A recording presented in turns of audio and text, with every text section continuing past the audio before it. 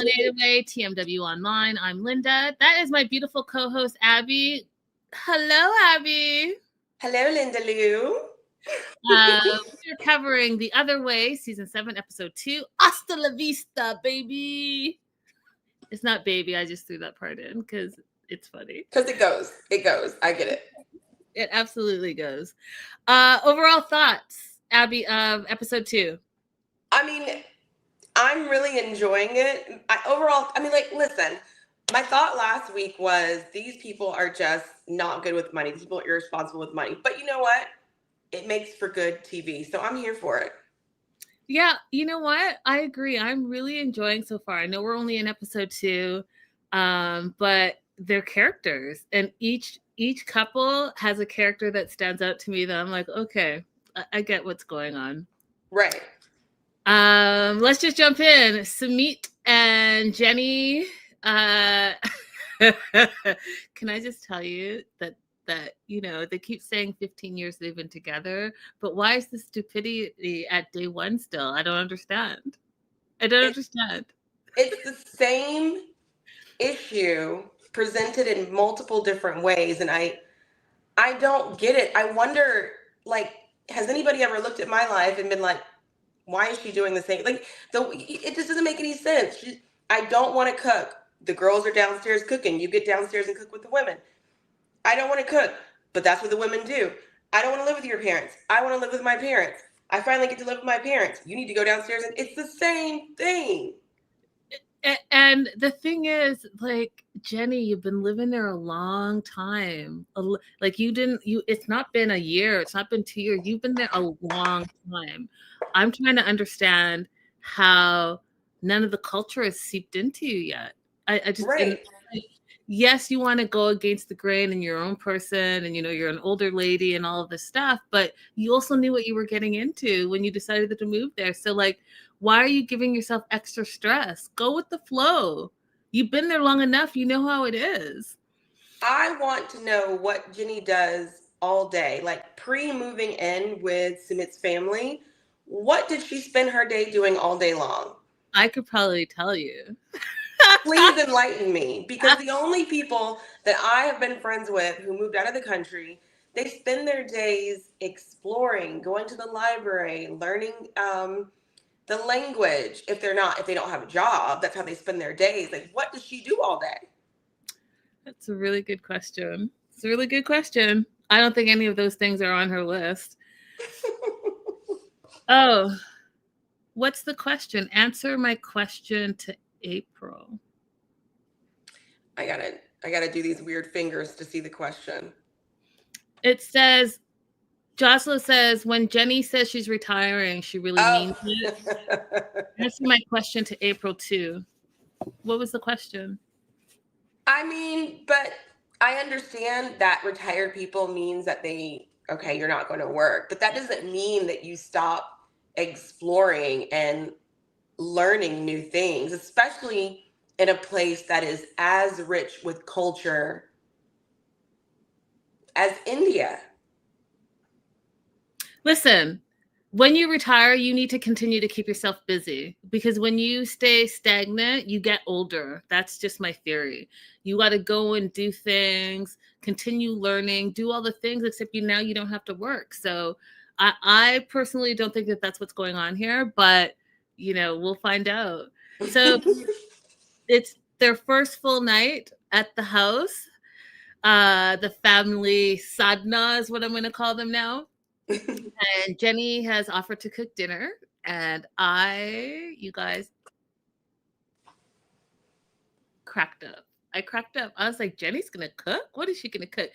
Y'all, she made spaghetti for the family, and that's the only thing she knows how to make. And I'm not talking like spaghetti. I don't know how y'all make spaghetti, but like spaghetti to me is like spaghetti, and you make your sauce, right? You have your tomato paste, and you actually make the sauce. You put some garlic in there, some spices in there, some vegetables in there. You let it simmer. You're gonna saute up some meat, ground, whatever you want, and you're gonna make a sauce. That's spaghetti to me. But this was like the noodles. I didn't see an ounce of salt, a bitch of salt. I didn't see nothing in the water. I didn't see a little bit of oil in the water. So I didn't see anything, y'all. All I saw is these pasta noodles in some plain water, and then like a ragu that she popped open, and that was it. Now, the thing that got me the most is that she didn't even do that right. Wild to me. Wild. But she's not a cook. She's not a cleaner. We've known that about her for years, right, Abby? We've known that. So it's her first night in the family house. She's feeling like she's being treated like a child. She's like, I'm a grown woman. And she's trying to do a good thing, right? So she's trying to like make this dinner. She makes the dinner. There's not enough bowls. So they're going to share, and no one really likes it. Not even her husband. Her husband doesn't even like her noodles. So no one was really eating it. The brother's like, ooh, it was like al dente. And then he said, we Indians, we like a little salt.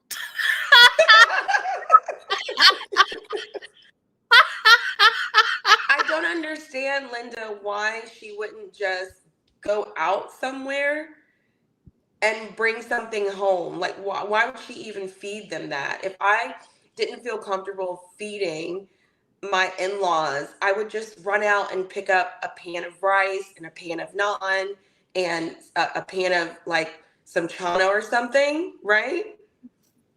Facts. Jocelyn said, and she had the nerve to say her spaghetti was a sensation back home. I guarantee you it wasn't. Guarantee you it wasn't. I guarantee you it was not. The family's opening a cafe together. And meanwhile, the mom wants Jenny to learn how to cook. Now, I don't understand why she's like, I don't cook. But if you have all this free time on your hand, why not learn how to cook Indian food? What an amazing skill to have. Like, I don't understand why you're so anti doing anything. Because it will also probably, in the end of the day, make your life a lot easier and a lot happier. And guess what? You'll get to make delicious food. So exactly. I agree with the mom said next. The mom said, Jenny's lived in India a long time and she has learned nothing. And she's not wrong, you guys. Sometimes sadhana to me is over the top, but she's not wrong in that statement. Like, what have you learned? Because it's no language. It's nothing about the culture.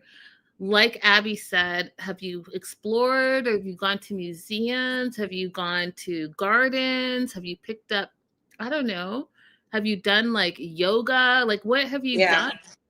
Nothing. It's really weird too, because it's like in her DNA to be a settler, and she's just not even like where's her? She doesn't even bother like having a YouTube channel. Here's me learning how to cook this like Indian food. Like, she's not even trying to capitalize off of being in India. It's so weird. Yeah, it's really weird. So the mom's like, yeah, we'll help teach you to cook, right? And Jenny's like, yeah, I'm not cooking. I'll clean, but I'm not cooking. And meanwhile, we already know she's not good at cleaning either. That's it. We sing your place, Jenny.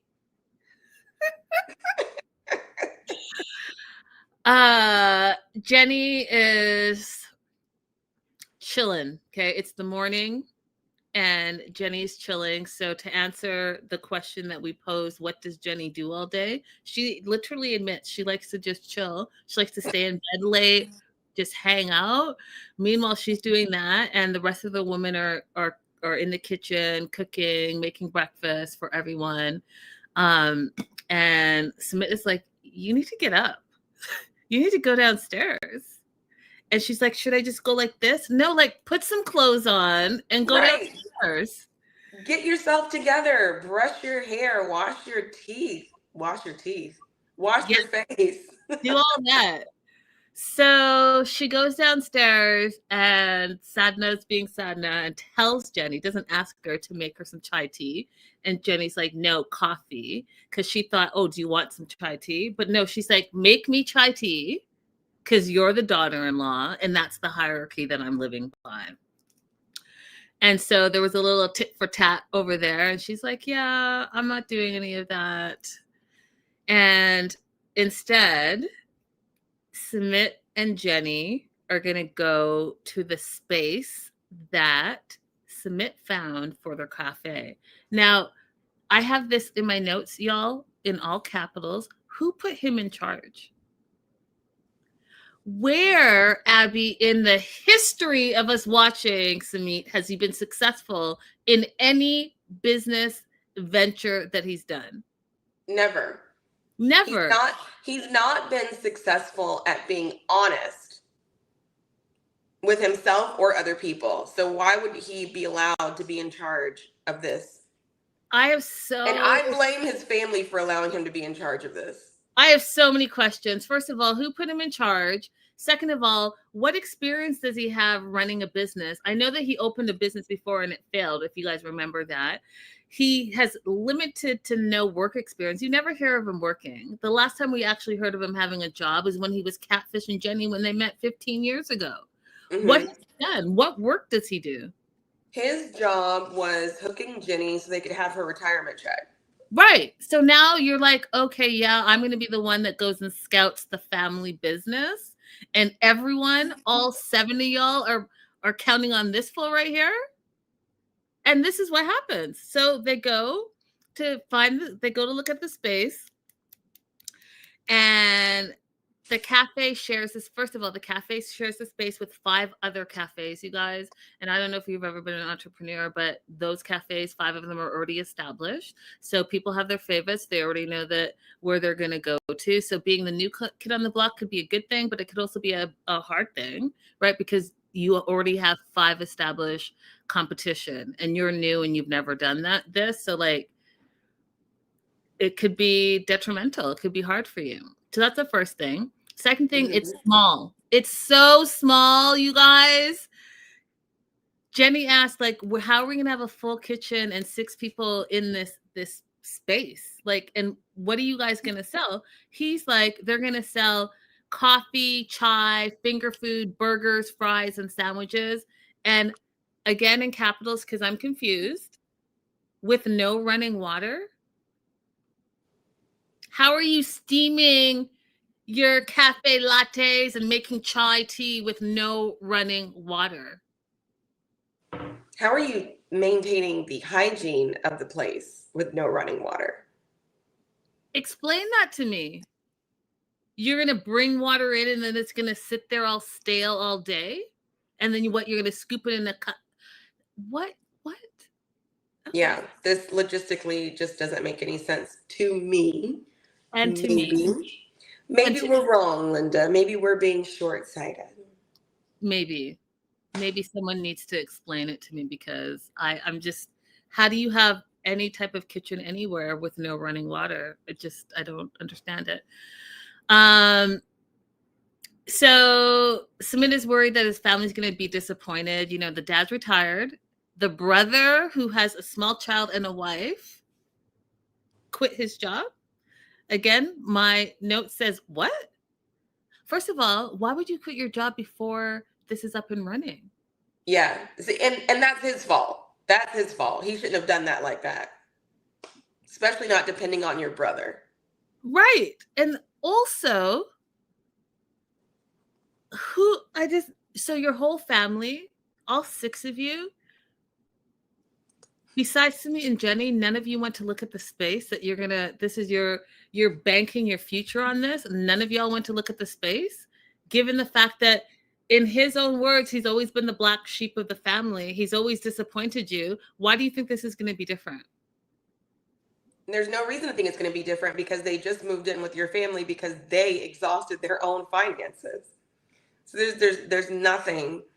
There's no reason why this should be happening. I don't understand. I just don't understand it. So the family arrives. They're looking around. It's silent. Crickets everywhere.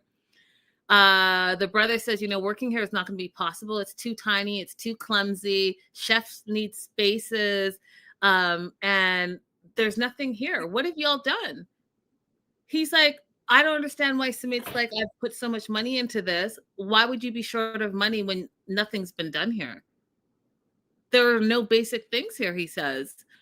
You've done nothing. And then Sumit's like, oh, I feel like a failure. You're opening a cafe and the spot you picked already has a ton of competition and no running water? I just find it weird. But then he says he has a plan B.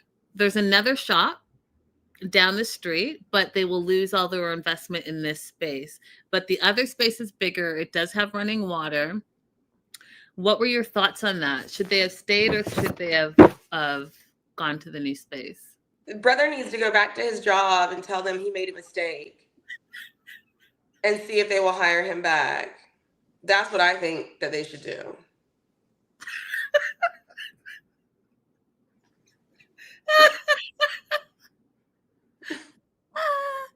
I think that they should have gone with the other space, even though the foot traffic wasn't going to be the same.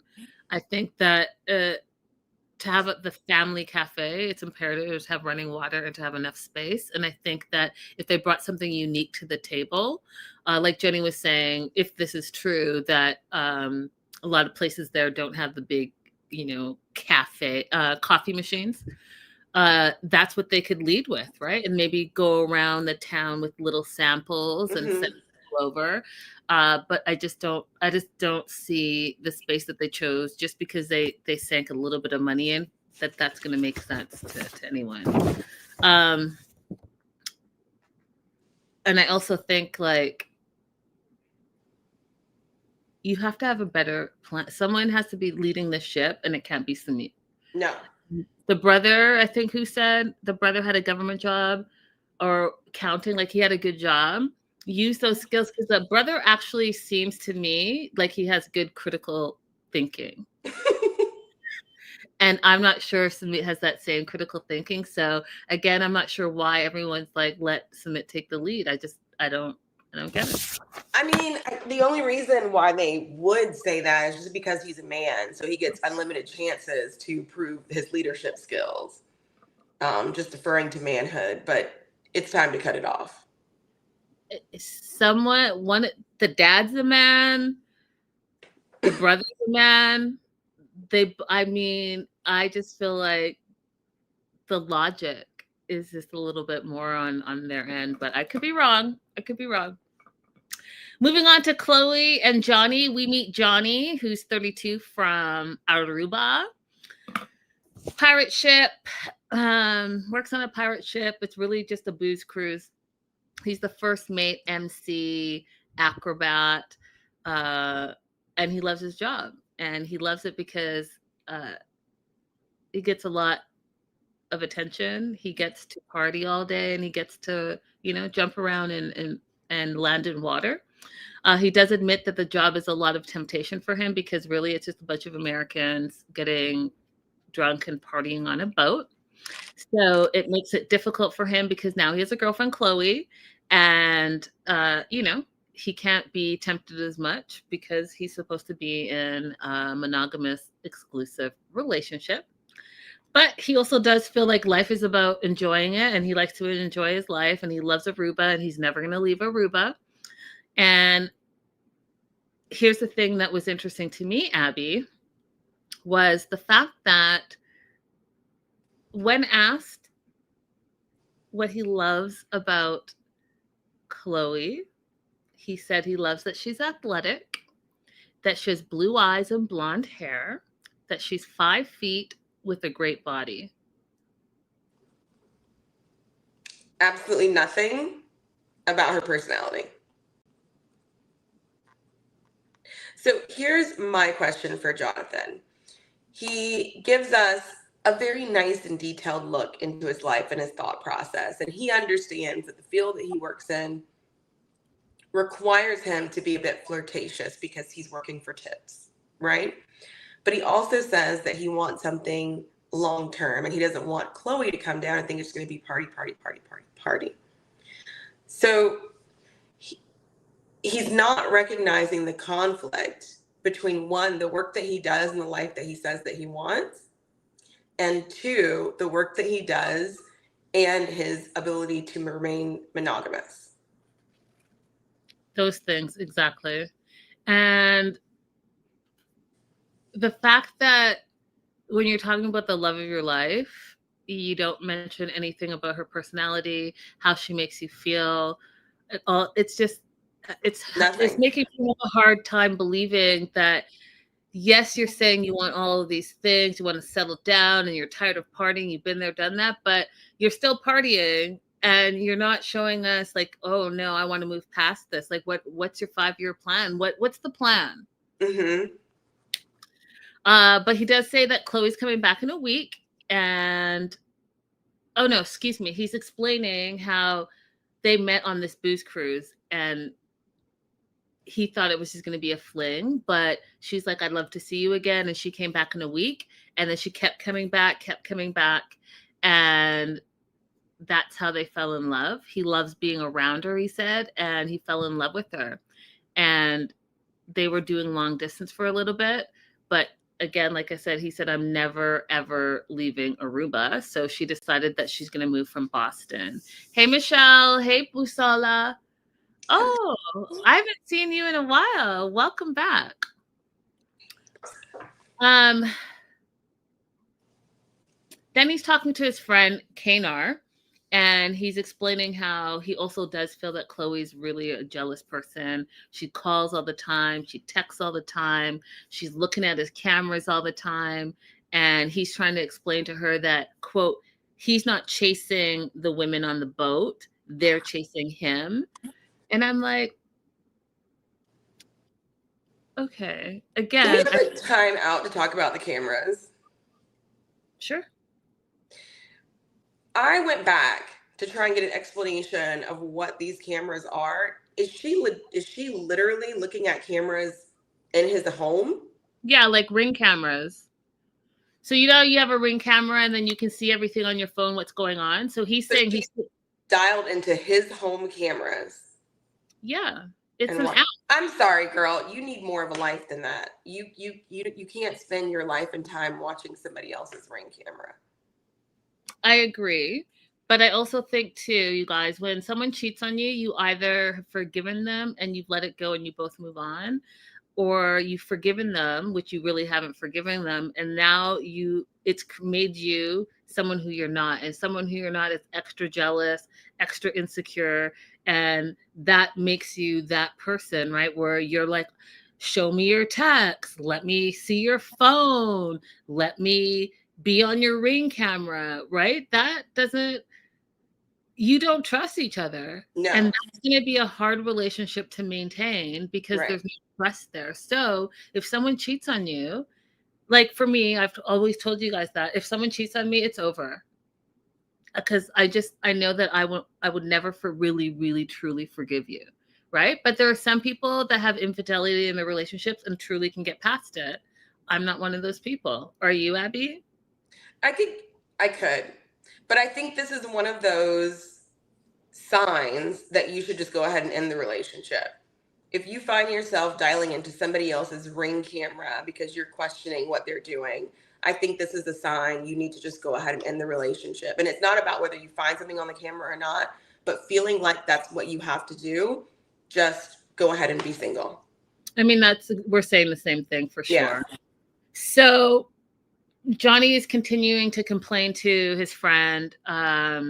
He acknowledges that he cheated in the beginning and that he does say that he's not the only one. And again, here's where they're both showing, in my opinion, that they don't trust each other. So while she was sleeping, you know how some insecure people do this? Sleeping and they go into your phone, either like Face ID if they can without your eyes, or they tap in with your code and then all of a sudden they're all through your phone. What? That's another, just leave. If you feel you're reaching over to start doing that, just leave. Just be single. But yeah, go ahead. Yeah, it's just not good, you guys. It's to me, it just seems like that you can't be happy. If you have to like wait till your partner is sleeping to find out things that you don't trust in them, you need to look at yourself and you need to look at your relationship. So he's like, yeah, I'm not the only one cheated though, because he went to her phone and he found text messages where she was texting romantic texts to some other dude. She never admitted it. My note says there's no trust between them, and they both decided, okay, we'll forgive each other, and that will be that. We'll be exclusive. So you went from Ring cameras and breaking into phones to being an exclusive relationship. Yeah, that was a weird progression. But this is interesting to me because now Chloe has been confronted by a friend who says, hey, he cheated on you. I think this is a great idea. And she never says, well, actually, I did the same thing back. We wiped the slate clean. We're moving forward. She just let it be on him. And then she's like, oh, I'm not going to tell my mom about all the things that happened between us. I don't want her to know that he cheated on me. You didn't say, and I don't want her to know what I did. So also Chloe's not recognizing. We wouldn't know if he didn't tell us. We would have just had this opinion that he was the one who was the cheater and not that she ever did anything that was not great, you know? Mm-hmm. So they don't have any trust each other. She doesn't seem to be honest with herself about her own behavior. But like I said last time, look, Chloe's young. I think this is just a little side quest for her, and then she'll be back in Massachusetts at some point. If she gets out of this without having a baby, I think it's just a win for her to explore.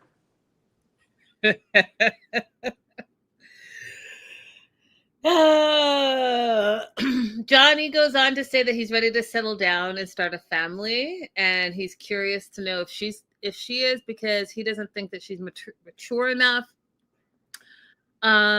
I just have so many questions, you guys. Like, what have you shown that you're mature enough? Like, I get you're working in the hospitality industry, but what else besides like you cheating, she cheating, everyone's partying?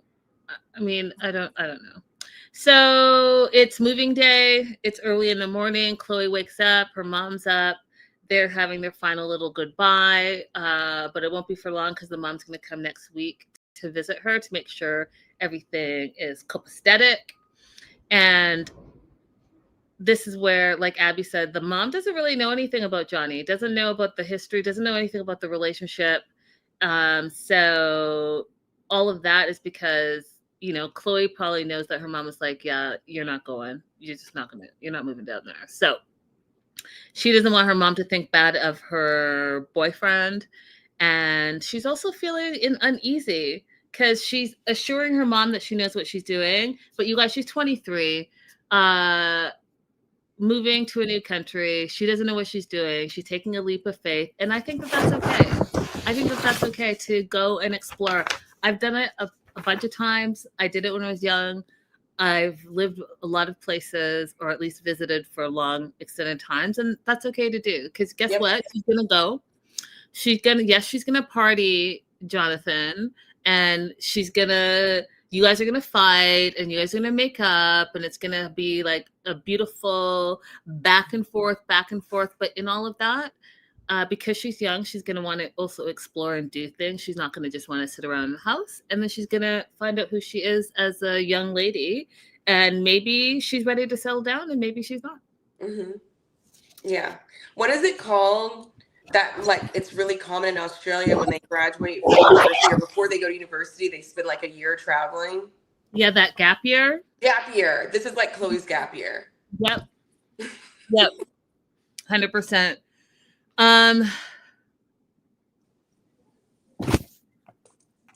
Busala said, I wonder if Chloe's mom feels more comfortable with her going because there's cameras coming with her. Maybe. I would, as a parent, I would feel more comfortable. Yeah. I mean, maybe you feel all things because you might feel like, oh, I don't want the producers like egging them on to have to do certain things or behave certain ways. And I don't want my child to be embarrassed because they're going to be on film for all, to see. But also maybe you feel safer too. Yeah, for sure. Moving on to Manon and Anthony and Benjamin and the crew. We left off with Manon kicking the family out of the house because Sarah was saying the most, doing the most. And they pick up with Manon say, I love your brother, Sarah. I was just venting to you. I want my relationship to improve, and that's what I was trying to explain to you.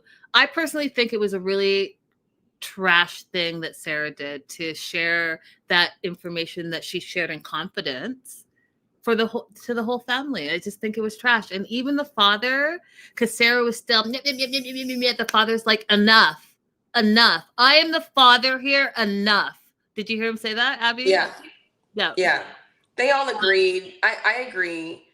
But I also wouldn't vent to my sibling-in-law about my spouse. And I wouldn't allow my brother-in-laws to vent to me about I'm like, you need to find a friend for that. I'm not the friend for that. And what's interesting we find in this episode, you guys, is that Sarah and Anthony are twins. Yeah. He mentioned that so casually. Really casually, but twins, that bond, like now, like Sarah was in the wrong, but I also know that that's her twin. Mm-hmm. Like whatever you're saying, and especially when she said that, you know, you don't think you could live or you feel suffocated or whatever she said, very, very harsh.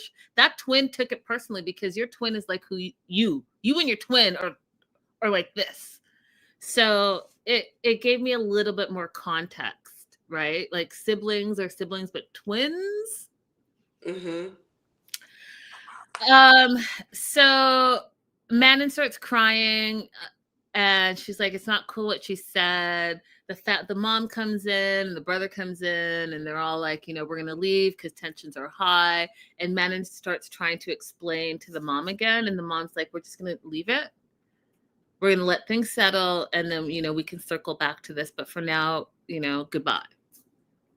Which I thought was really nice. I think they have a lovely family. Yeah. That's my first impression.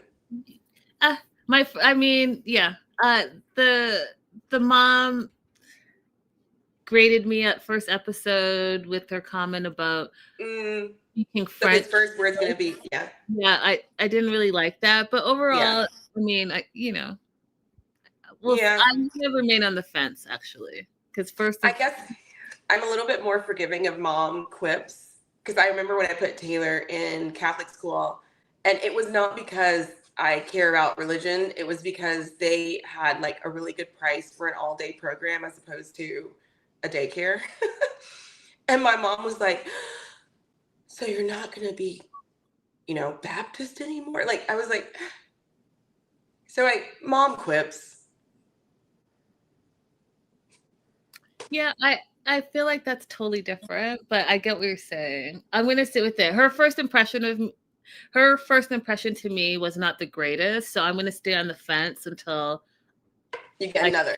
Otherwise, let me see what happens. Let me see how it plays out.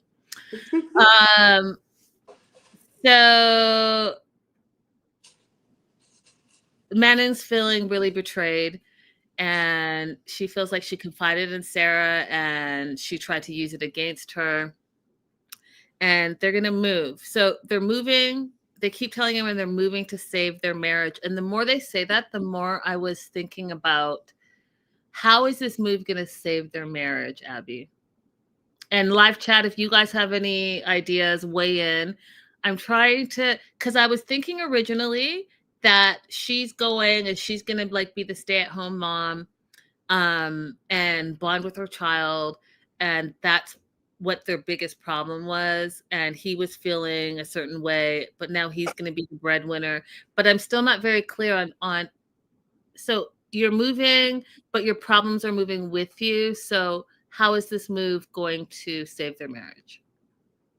Their perception is that in France, that she is not going to be under the same pressure to make money, and therefore she will be happier, and it will be better for their relationship for her to be happier, because we don't see that he has any problem with the current arrangement. She's the one that has a problem with the number of hours that she's working right now and feeling like the son prefers him, not feeling like connected to her son. Do I believe that's what's going to happen when they get to France? No, I do not. I think she's going to hate living with her family. She's already detailed how they have been very negative towards her regarding her weight, regarding her marriage. She's detailed how the community is not very nice to her, and how much she did not feel good about herself living there. So is she suddenly going to move back to that same environment and be like, yes, I can now relish in motherhood? I don't think so. I mean, I don't get it. Michelle says, I don't think it will save their marriage. You guys, if your problems are with you, moving them to a different country is not going to change that. And I think that, like I said last week, the simple fact that he hasn't worked in a long, long time, and I'm not sure what marketable skills he's transferring over to France. He doesn't even know the language. And so her main concern and one of their issues is money. And I'm going to talk about that shortly, but they fundamentally disagree about money. And like I've said, the 5 things that we talk about, you have to talk about money before you get an exclusive committed relationship, because they are completely opposite about money. And so she's already worried about being 30K down. Now she's not going to be working, and he's not going to be working for how long? You don't pick up French in 6 months. You can be immersed in it. Guaranteed he's going to need at least a year. So what, is he not going to work for a year and she's not working? She's going to be forced to go back to work, in my opinion, because she's going to be stressing over money. And now she's working in an environment that she never wanted to come back to, that she felt was abusive and toxic and traumatic to her life. So I'm just trying to figure out, again, how is this move going to save their marriage? From these 2 episodes, I do not get it either. Natalie says, I think usually you take the problems with you when you move. That right. part. And there's not going to be a sudden preference that the child is going to switch to her just because she's a stay-at-home parent. So she's probably going to find herself frustrated that even when she's alone with him, he still cries for his other parent. Yeah, that's quite the possibility. So they're moving. They've left the house. They're at the aunt's house. They spent a couple of weeks there, and now it's moving day. They feel a little bit torn up about it. One of the things we find out is that Sarah apologized, so they're leaving on a good note. One of the things I noticed that I do like about Manon thus far is that she's a communicator. So in the middle of packing, she's like to her husband, hey, Anthony, come and sit with me. She communicates, uses her words, says, I'm processing this move. And I want you to know that it wasn't really a resentment that I had towards you. I love that you're close to our baby. It's my mindset, and I've had to change my mindset on what's important to me and what's not important to me. And, what the American dream is. But meeting you and marrying you and having our baby, that's the American dream. And I get to take my American dream with me. Listen, y'all, if everyone could communicate with their words like that, we'd be so much further ahead. Just so much further ahead. Now, if they continue to communicate like that, I think that they would realize that maybe they didn't need to move. Maybe they just need to continue to communicate and figure out, like, hey, I think that, yes, and I know you guys said it, yes, daycare is expensive. I feel like you could probably do a half and half thing where maybe Manon could work a little bit less. Anthony could work part-time so that the baby can only be in daycare like for, a couple of days a week. That way the pressure is off of her. She gets to spend some time with the kid. He gets to spend some time with the kid, and they equally, or maybe not equally, but they're both bringing an income in to sustain their livelihoods. And maybe it could be that, because at least they're established. They already have their home. They already have their things. My biggest concern right now is because go move, go and live where you think you're going to be the happiest. But he doesn't know the language. And for the past 3 years that they've been married, he never learned the language. And now you have the pressure of needing to pay bills and take care of a kid. And yes, I know that they're going to be living with her family, but we already know that that was a toxic situation for her. Mm-hmm. So They are in the van on the way to the airport, and already Manon is worried about this 30,000 being down after paying off bills, medical bills. They took a loss on the Jeep, and Anthony's not worried. He's like, we just see things differently. If I have a roof over my head and my electric bill is paid, I'm cool. What? Because Abby, he didn't mention as long as the baby's fed, the baby's got the diapers, the baby's got clothing, as long as you have electricity and a roof over your head. Doesn't it change when you have a kid? Not for Anthony, apparently.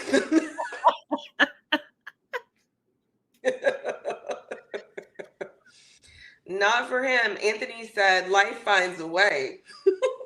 I guess so. So they're going to have a rude awakening. Let me tell you something. So they're driving, and then he said, I just really want more help with parenting. And she wants more stability, and she wants to buy a house, because I think she's already thinking, like, I'm not going to be able to stay with my family for very long. So if we have a house and we're settled in stability, that's going to help her mental health and her way of being. But that's not what he's thinking. He's thinking, hey, listen, he literally says he feels like he's been doing solo parenting. And I thought that was a really low blow. And she said, well, you know what? I feel like I've been doing solo providing. Now, you guys, those are the issues that, again, my question is still there and on the table. Why is the move going to save their marriage? Because the two issues, the parenting and the money. Parenting and money. And like Michelle and Natalie said, you're taking those things with you. Absolutely. And I also don't understand how France fixes it, because France is expensive. Mm-hmm. So I don't like the idea that they're going to get there, he's going to get a job, and then they're going to be able to buy their own place. Is just like, it's beyond me. It would make more sense if they said, oh, we're going to relocate to a place where the exchange rate is going to give them some kind of advantage. But they're relocating to a place where, depending on the time when this happened, it's very possible they're losing money in the exchange. Mm-hmm. So all right. The euro is way more than the American dollar, y'all.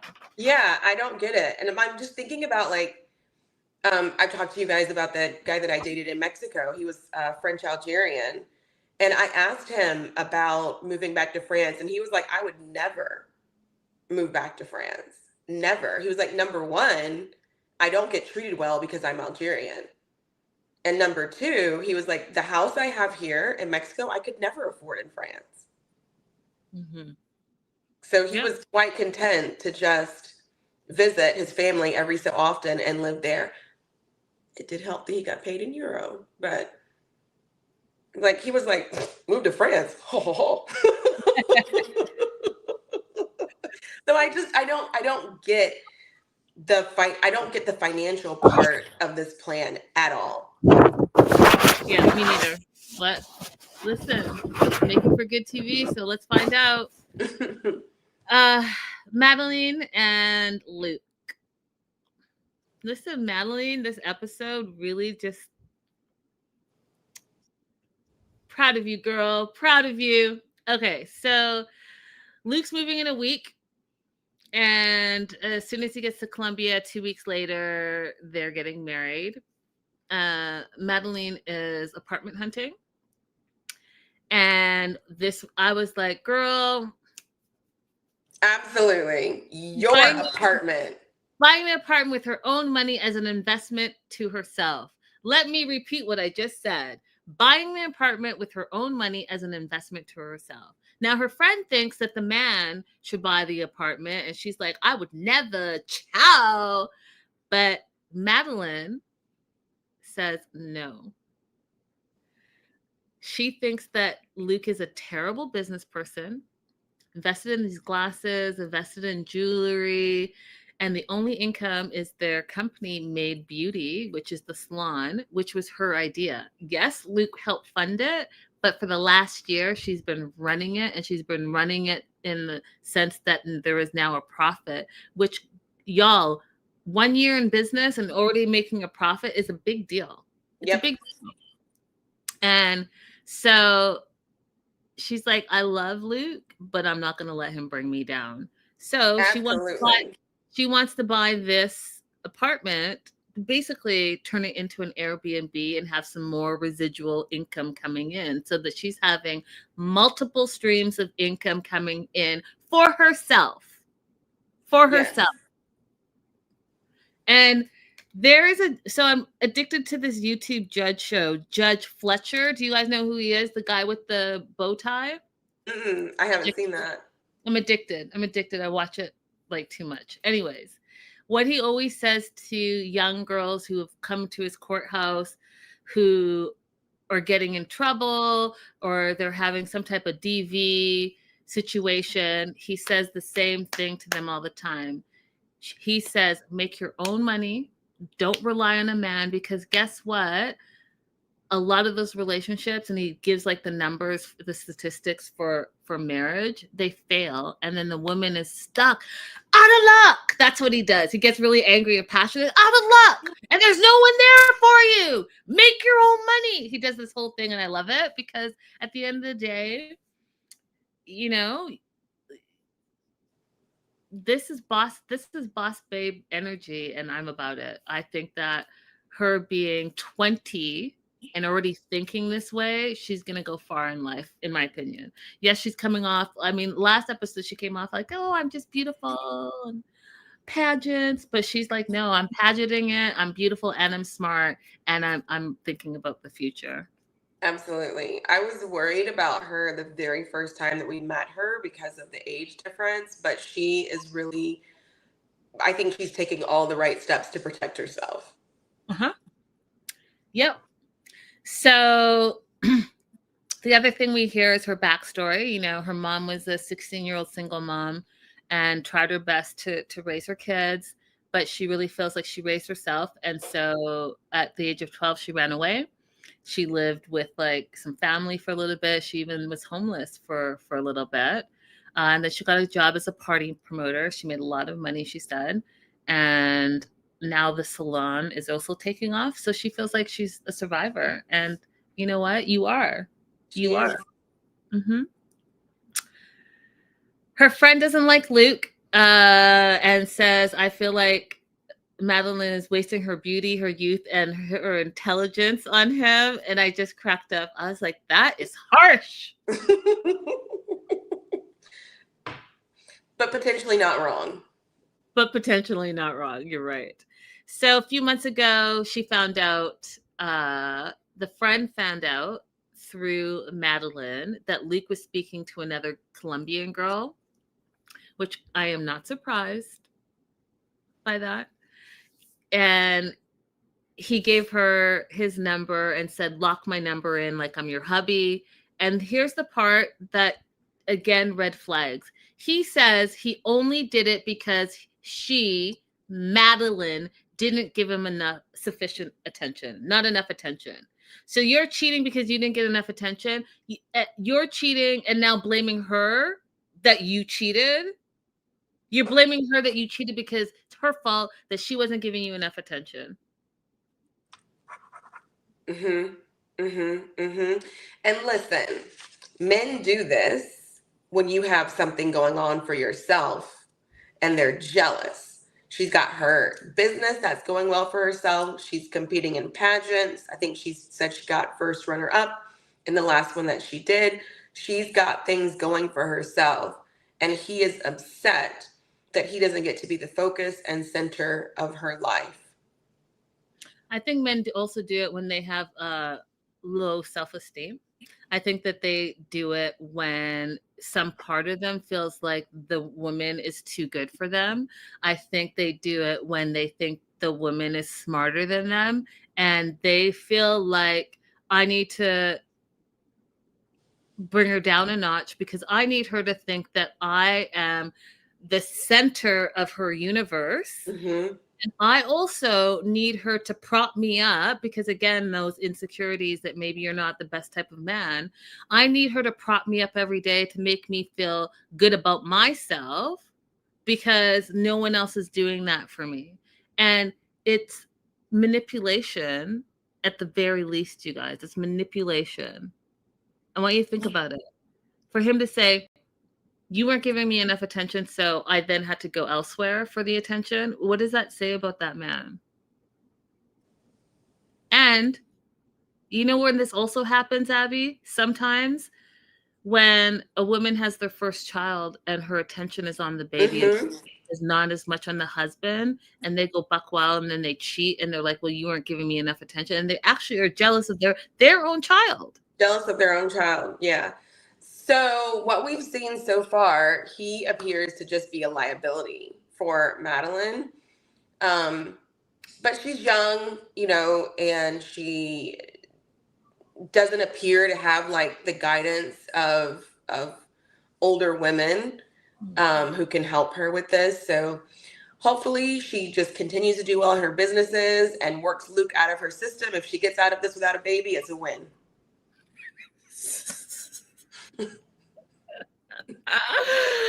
She loves him. It's the first love. And, you know, first love, you guys, they're hard. You remember them for the rest of your life. So, you know, I'm glad that she's sticking to like remembering that she needs to love herself first and she needs to do all the things first because you got to love yourself before you can love other people.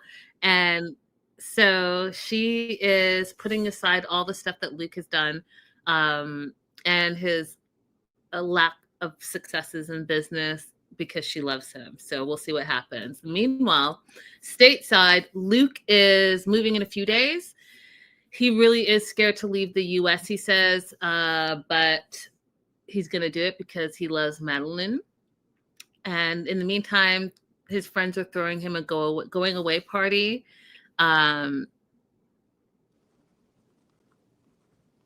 Which is basically his bachelor party, right? And then Brian. Now, I didn't watch the full season of season 6, so some of these characters are new or I remember them, but Brian, the friend, knows Madeline, hates her because he says, unfortunately, I know her. And he feels, and you know, he was tearing. You could tell that he was still really upset by whatever went on. So y'all need to fill me in because he said that she went out of her way to destroy his marriage because he called her out on sleeping naked with some guy that she's like, that never happened. And so he's really like hating on her hard. And it took Luke's other friend to be like, hey, you know what? Let him enjoy his day. He's got a woman that loves him. He chose that woman. So like, Brian, calm down. It took another friend for this guy to like get off his. What are your thoughts on that, Abby? I think Brian could have just stayed home with all his man motions. Take those he motions and go back home. Okay? Because this is not about you. Okay? This is not about you. Pack it up. Use your brain. Be logical. Yeah, I was like, this is supposed to be a celebration and you're just here poo-pooing on everything. Because, you know, someone can come in. You ever experience that? Like, you're just chilling, whether it's a party, you're at work, you're at a cafe, someone can come in and their energy can change the whole dynamics of the whole entire room. It can change the whole vibe. And you're just like, wow, you just, and for the good and for the bad sometimes. So, but that energy, like you're coming to a party that's supposed to be festive. You're saying bye to your friend who's leaving the country and you're just, you're going to be like, wow, that's a lot. So I'm happy that the friend was like, hey, you know, this is his day. Let him enjoy it. You're like actually bringing us all down. Get a beer. Chill out. Anyways, the dancer arrives, Fiji. And this is the part that I was like, oh, Lord, maybe you can explain it to me. But I just thought how he said it was really very like, I'm American. Because that's what he said. I'm an American. And having a stripper is a rite of passage. It's kind of like a cultural thing. Oh, I was like, oh, ew. I don't know that that's an American thing. I mean, I don't represent all of America, obviously, but like, I didn't grow up with the idea that, oh, when a man has a bachelor party, he has a stripper, and that's just a rite of passage. I don't know, but I grew up in the South. I grew up in the Bible Belt, so. Yeah, I don't know. You all tell me if that's a rite of passage and it's a cultural thing, because that's exactly what Luke said. I would say, like, if it's your preference, if that's just what you want, then say that's what you want. You don't got to call everything cultural just because you want it. Just say you want it. Facts. Last but not least, we met Hazel. Now, I will tell you this, you guys. I thought about you as soon as you came on the screen. Listen, so my first note was, oh Lord, no. That was my first thought, you guys. And I thought, oh my gosh, she's going to make this season so long for me. The Hazel of it all, I just cannot. And like, why are you laying on the ground, rolling around, kissing on your cat and loving your cat and telling me that Hazel understands you more than any other human, and that Hazel is the cat version of you, and that you and your cat are both Aries. You and your cat are quirky and passionate and chaotic and emotional. I was like, oh God, no, I cannot have a whole season of this. She's telling me her cat is the Aries. She's telling me her cat is passionate, and they're laying on like, I was like, I can't do it, you guys. I can't do it. But then she started reeling me in. She's like, oh, I'm a nonconformist. I was like, oh, great. This is going to be cockamamie. Like, I was going off in my head. I was like having a whole moment. Then I found out she went to law school. She passed the bar. I was like, oh, so she's quirky and smart. Okay, let me pay a little bit more attention. She wants to get into animal law. I have absolutely no idea what that is. Abby, what is animal law? Well, it depends on what she means by it. So she could be legitimately talking about like animal rights and the way that we process animals for consumption, or like kill shelters, that, you know, like the, not ACLU, but the ASPCA kind of stuff. Or she could be talking about testing, like using animals for testing of certain products, like makeup, cleaning products. So it depends on like what she means by animal law. I mean, she could also be talking about veterinary science. So I'm not sure. She wasn't specific.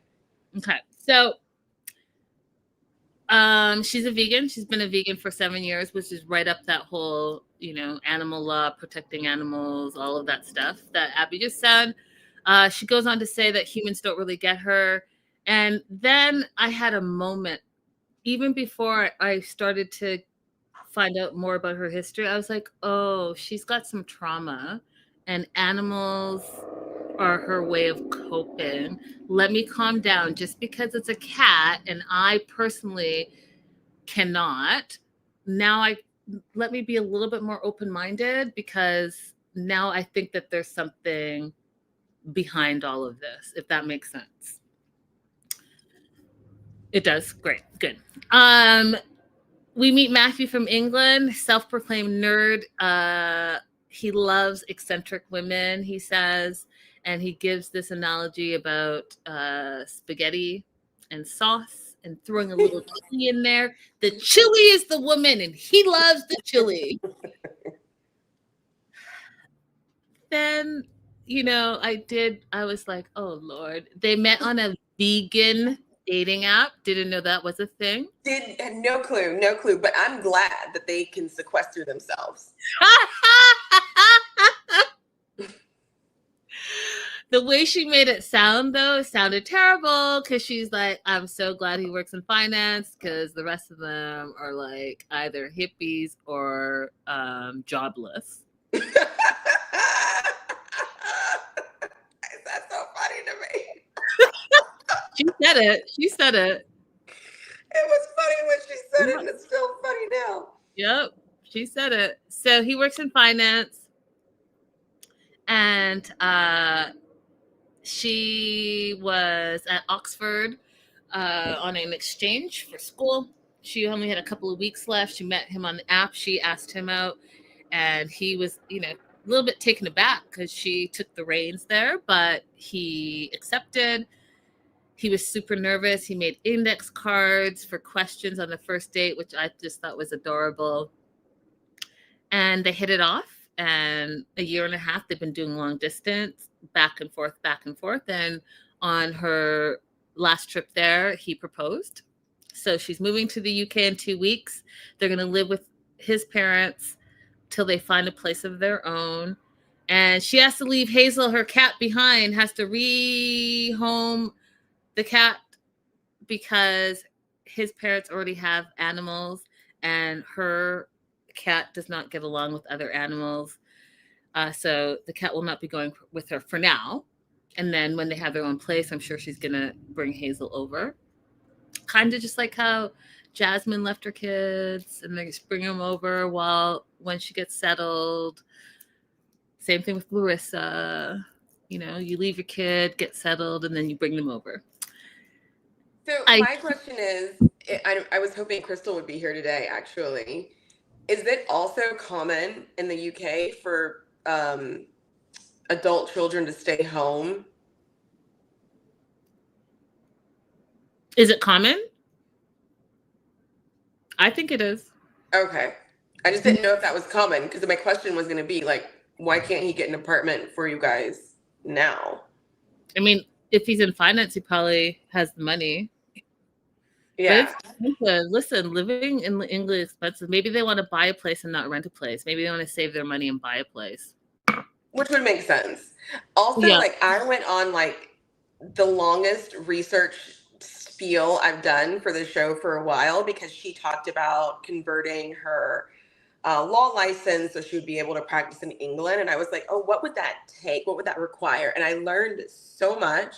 First of all, I did not know that there was a difference between a solicitor and a barrister. So when I looked up how to convert my law license, it was saying do you want to apply to be a solicitor or do you want to apply to be a barrister? And I'm like, what is even the difference between those things for them?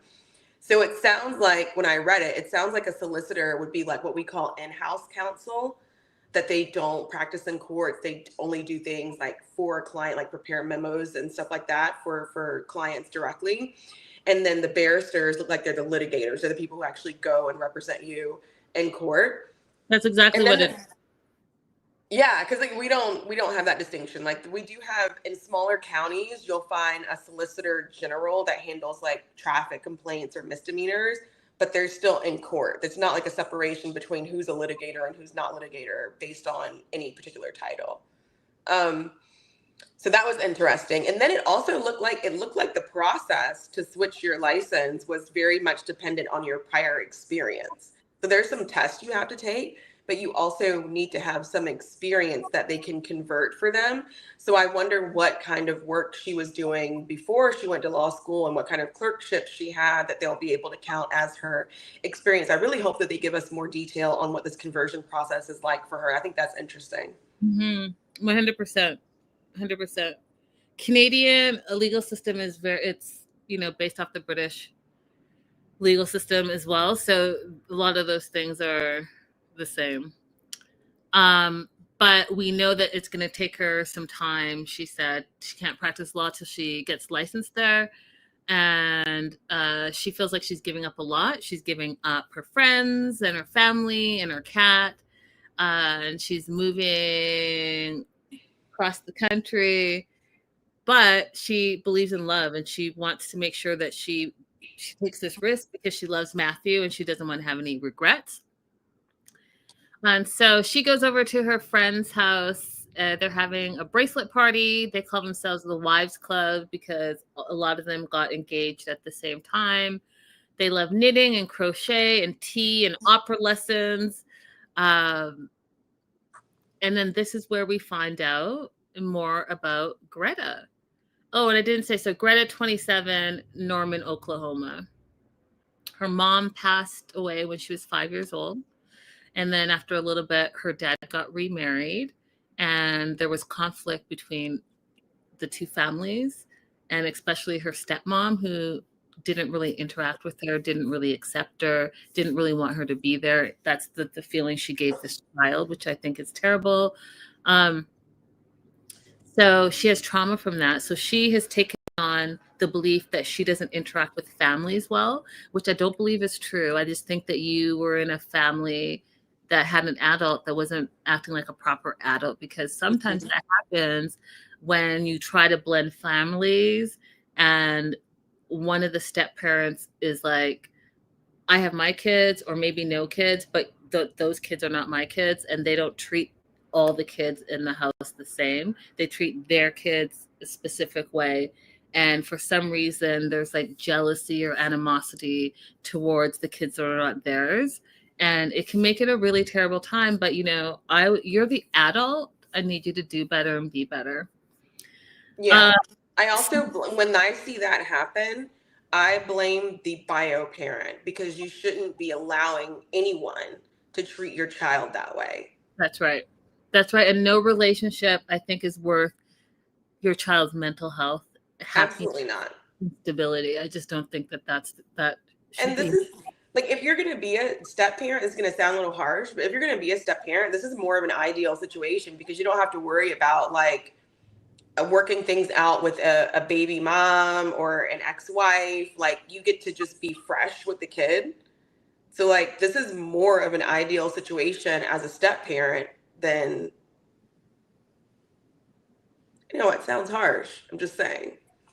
Yeah, and so if you can make this, she's 27 and she's holding on to trauma now, and she's taking that trauma thinking that she can't interact with other families, and that's putting her at a disadvantage. And that also explains her passion and holding on to animals, and her thinking that humans don't understand her thinking that she's chaotic. Like, I can go on and on and on, but it's from that trauma. And now I understand why she, like her friends say, she's an overthinker, but how she also retreats to people that are not going to be abusive towards her. Mm-hmm, mm-hmm. So she's going to go to the UK. She's going to volunteer at an animal advocacy when she gets there, until she can figure out how she can get her licensing. See how she has a plan? See how she has a plan, everybody? And I'm just saying, from Match Me Abroad, Harold, little quirky, had a plan, followed the rules. He would have been the most successful had, his Amber not like switched it up last minute. And now we have Greta, who's a little quirky, has a plan. Everyone else, all these, beauties and youngsters running amok with no plans. Just saying. Mm-hmm, mm-hmm. That's it, you guys. Happy Friday. Have an amazing weekend. We will see you on Monday. We're catching up. I feel for Hazel. The stepmom sounds like a Disney stepmom. Sad that the dad married someone like that. Facts. I wonder what kind of visa she has going there. Visitor's visa, a working holiday visa. I think I remember from the UK, 90 Day Fiance UK version, that they don't have like a 90-day like a K1 visa process, but they do have like a visitor visa that you can stay for a certain amount of days. And then if you get married, then it changes over. That's what I remember from watching 90 Day Fiance UK. Yeah, that's exactly how it is. Yeah. All right, you guys, have an amazing weekend, and we will see you on Monday. Don't forget to like and subscribe. And you guys, look at how beautiful Abby is. Abby's in her soft girl era. I just came from Pilates. And see? Good night, y'all. The other day, my sister called and I was like, oh, I'm on the way to Pilates. I made it off the wait list and I want to run and get a latte really quick. And she was like, who are you? Soft girl era.